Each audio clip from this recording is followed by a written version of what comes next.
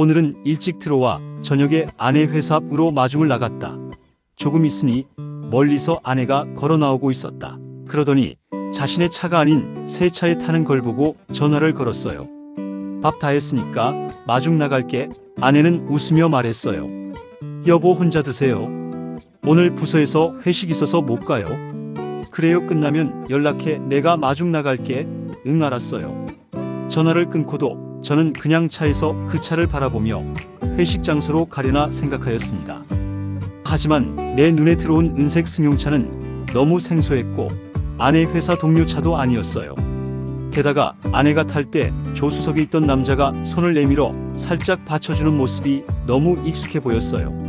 저는 차량을 길가에 세우고 핸드폰으로 아내 부서 동료인 장군에게 문자를 보냈어요. 그는 고등학교 동창으로 늘 솔직한 친구예요. 오늘 부서 회식 있어? 장군은 바로 답장했어요. 오늘 우리 부서 회식 없는데 잘못 들었을 거야. 순간 가슴이 쿵 하고 내려앉았어요. 아내는 왜 있지도 않은 부서 회식이 있다고 거짓말을 했을까요? 하긴 요 몇 달 동안 아내의 행동이 수상한 것이 한두 가지가 아니었습니다. 그래서 오늘은 직접 아내를 데리러 왔던 것인데 요즘 들어 어느 순간부터인가 아내는 평소에 안 하던 화장도 짙게 하고 핸드폰을 손에서 놓지를 않는다. 또한 퇴근 시간도 점점 늦어지고 클라이언트 면담이다, 회의다, 야근이다. 자주 안 하던 회식도 자주 한다 하고 집에 오면 샤워부터 하고 항상 피곤하다며 나와 대화도 잘 안 하고 잠자리도 피곤하다, 내일 일찍 나가야 한다 등 핑계로 자꾸만 멀리하며 나를 귀찮아하는 행동이 많아졌다. 나는 아내를 누구보다 믿고 있는 사람이다. 하지만 가슴속에서 스물스물 올라오는 불안한 마음과 의심이 점점 커지며 속 시원히 확인을 해야겠다는 생각이 많아졌다. 저는 시동을 걸고 아내가 탄 차의 뒤를 따랐어요. 적당한 거리를 유지하며 쫓아가니 그 차는 시내를 벗어나 한간 교회 온천 호텔 주차장으로 들어갔어요. 나는 순간 머리가 하얘졌다.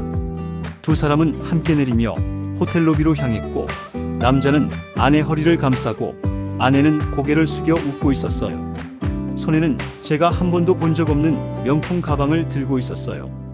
아내는 지난주에도 돈이 없다면서 학원비 달라고 했는데 지금은 수백만 원짜리 가방을 메고 모르는 남자의 새 차를 타고 호텔로 들어가고 있었어요. 핸드폰으로 두 사람의 모습을 찍으며 나는 차를 구석에 세우고 그 두 사람을 따라 천천히 걸어갔어요. 두 사람이 호텔 로비로 들어가 엘리베이터를 타려는 순간 나는 뒤에서 아내 이름을 불렀어요. 아내가 뒤돌아보며 저를 보는 순간 웃음은 얼어붙었고 얼굴이 하얘지며 본능적으로 잡고 있던 남자의 손을 뿌리쳤어요. 그 남자도 잠시 어리둥절하며 당황하는 모습이었으나 비열한 웃음을 띠며 나에게로 오더니 나를 쳐다보며 도발적인 눈빛을 보냈어요. 나는 그를 무시하고 회식이라고 했지. 저는 아내를 보며 목소리는 차분했으나 그 말에 담긴 힘은 서늘한 기운이 돌았어요. 아내는 입을 떼다가 아무 말 못하고 결국 이랬다 저랬다 허둥대며 둘러댔어요. 이분은 중요한 클라이언트라서 회식 장소가 호텔로 바뀌었다고. 그 순간 남자가 말을 이었어요. 자기는 협력업체 책임자고 오늘 사업 이야기 겸 식사 자리를 가지려던 것이라고. 나는 그 두 사람을 쏘아보며 사업 이야기 하러 가는데 허리를 감고 걸어야 해. 저는 남자를 쳐다보며 말했어요. 그리고 이 차도 신형인데 출고하면 2억 이상이지. 회사에서 고객한테 이런 좋은 차 대주나? 남자는 얼굴이 굳어지며 아무 대답도 못했어요. 저는 다시 아내를 보았어요. 그 가방 어제 백화점에서 봤는데 몇백만 원이던데 너 어디서 그 돈이 생겼어? 아내는 얼굴이 완전히 붉어지며 가방은 짝퉁이라 몇만 원 안 한다고 버벅였습니다. 저는 따로 다투지 않고 핸드폰을 꺼내 송금 기록을 보여줬어요. 지난달 아내는 어머니가 수술해야 한다고 해서 1,000만 원을 요구했고 저는 그냥 믿고 보냈어요. 하지만 지금 보니 그런 일은 전혀 없었던 거죠. 장모님 건강하시다. 지난주에도 내가 직접 갔다 왔어. 이 돈 1,000만 원으로 가방 사고 다른 남자랑 만나는 데 쓴 거지. 아내는 눈물을 쏟으며 사과하기 시작했어요. 미안해요. 잘못했어요. 여보 그냥 잠시 혼란스러웠을 뿐이고 그 남자는 그냥 도와준 사람이라며 식사하며 업무 이야기하려고 한 것뿐이라고. 그 순간 그 남자는 아내가 약해지는 걸 보고 다시 끼어들기 시작했어요. 당신은 일만 생각하잖아요. 당신 아내에게 관심도 없잖아요. 제가 당신 대신 이야기 들어주고 상담을 해준 겁니다. 하면서 도발적인 말을 내뱉었다.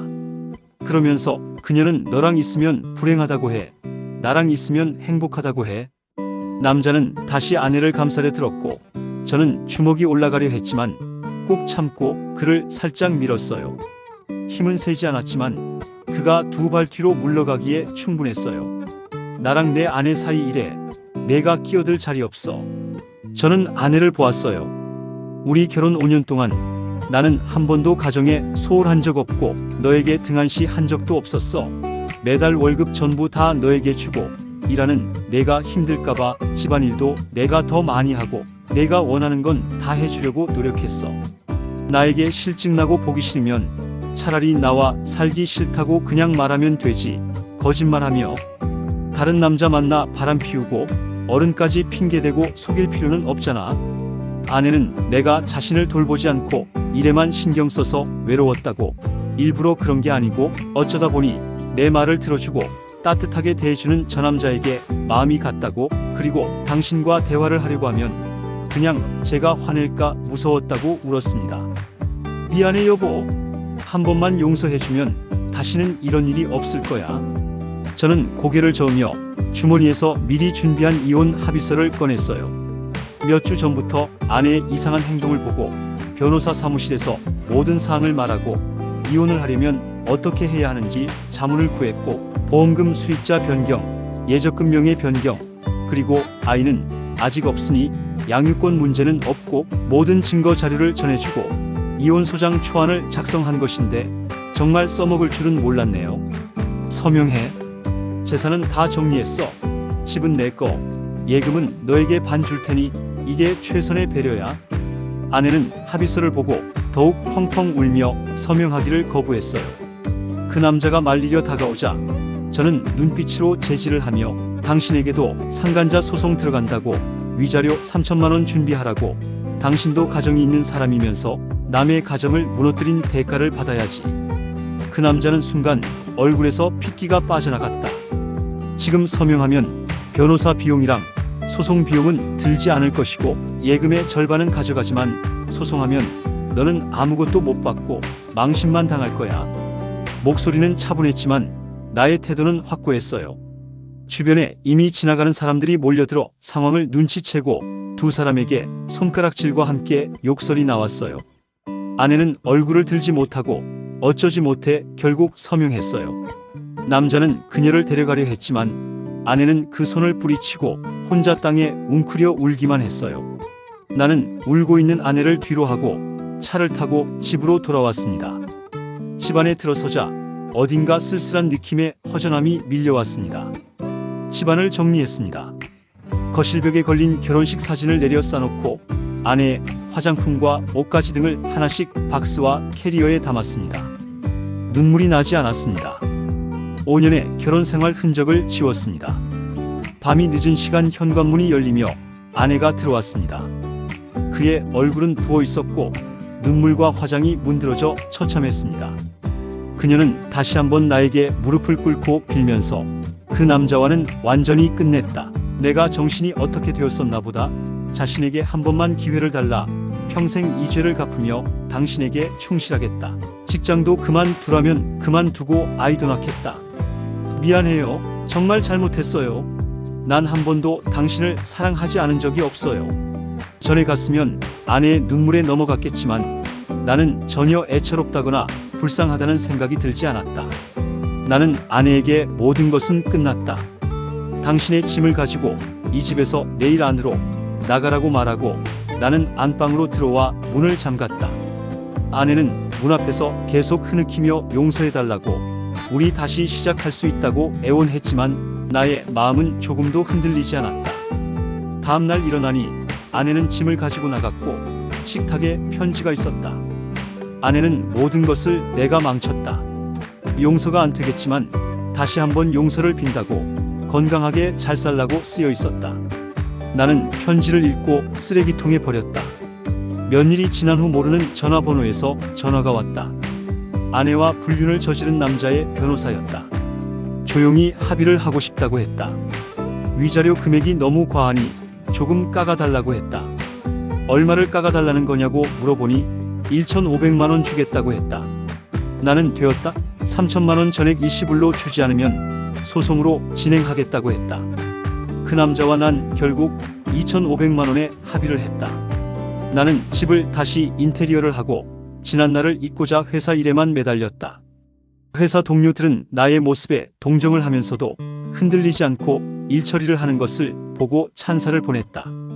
아내는 거래처 상사와의 불륜 소문으로 회사에서 징계를 당하고 더 이상 회사에 근무할 수 없어 자진사직을 하고 다른 회사에 취업하려 했지만 이미 소문이 나 있어 동종업종에는 취업을 할 수 없어 여러 가지 아르바이트와 야간에 편의점 근무를 하며 조그만 원룸에서 생계를 이어가고 있다.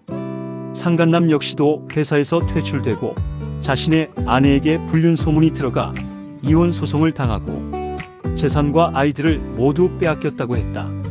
나는 그 이후로 회사에서 승진을 했고 몇 년이 흐르고 주변에서 맞선 등 많은 여자들을 소개했지만 선뜻 나서지 못하다. 시골에 계신 부모님의 말을 듣고 베트남에서 맞선을 보아 나보다 10살 어린 미우엔이라는 여성을 만나 결혼을 했고 미우엔은 오로지 나만 보고 시부모님과 베트남 부모님들께 효도하고 그리고 친척들에게도 정말 진심으로 잘 대해줬다. 2년이 흐른 지금 미우엔은 한국어도 잘하지만 영어도 잘해 방과 후 원어민 교사로 기간제 교사를 하고 있으며 그녀의 몸속에는 우리의 사랑의 씨앗이 자라고 있다. 나는 회사가 끝나면 술자리는 가급적 피하고 나만 바라보고 있는 그녀에게 달려간다. 그녀는 정말 나에게 오빠 오빠하며 진심으로 나를 대하는 사랑이 느껴진다.